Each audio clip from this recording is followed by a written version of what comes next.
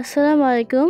আজকে আমি আপনাদের সাথে যে কেকের ডেকোরেশনটা শেয়ার করতে যাচ্ছি, এটা দেখলে কেউ বুঝবেই না যে এটা ইনসাইড ফ্লেভার কি ভ্যানিলা নাকি চকলেট।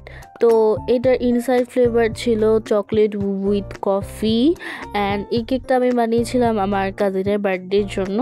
এটা ছিল 2 পাউন্ডের মধ্যে একটা চকলেট ফ্লেভারের কেক।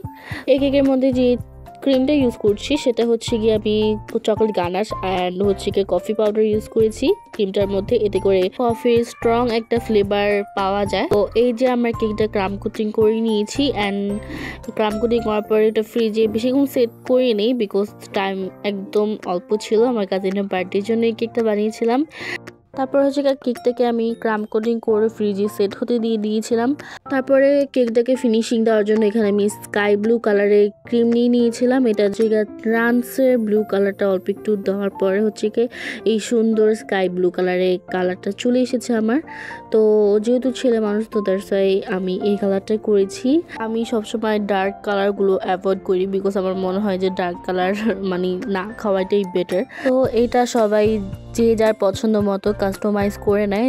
তো একটা কথা বলি, অনেক কাস্টমাররাই আছে যে ডার্ক কালার কেক নেয়, তারপর হচ্ছে ক্রিম যদি একটু কালার যদি একটু হাতে মুখে লাগে তাহলেই হয়েছে, মানে প্রশ্ন করতে থাকে কেন হাতে মুখে লাগে। অ্যাকচুয়ালি আমি বলে রাখি, আপনি যতই হচ্ছে গিয়ে ব্র্যান্ডের কালার ইউজ করেন না কেন, যতই দামি কালার ইউজ করেন না কেন, ডার্ক কালার অবশ্যই খাওয়ার সময় হাতে মুখে একটু হলেও লাগবে। অ্যাকচুয়ালি এটা আমাদের ক্ষেত্রেও সেম। সো এইখানে হচ্ছে গিয়ে আমি ফিনিশিং হয়ে গিয়েছে কেকটা। তারপর হচ্ছে এখানে আমি হোয়াইট চকলেট গানার দিয়ে দিচ্ছিলাম।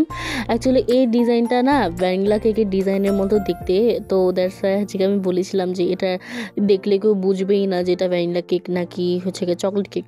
তো এই যে স্পাইরাল ডিজাইন করে নিলাম, একটু ড্রিপ দিয়ে দিলাম, তারপরে গানাশটা একটু বেশি পাতলা হয়ে গিয়েছিল। তারপরে এর উপরে হচ্ছে ফ্লাওয়ার দিয়ে দিলাম। এই নজলটার নাম আমার ঠিক মনে পড়ছে না, জাস্ট প্রেস করলেই হচ্ছে হয়ে যাবে। এটা যারা নতুন আছে তাদের জন্য খুবই উপকারী একটা নজেল।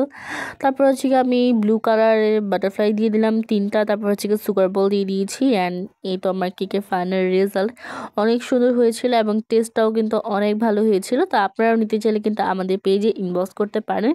সো এই যে আমার কেকটা একদম রেডি।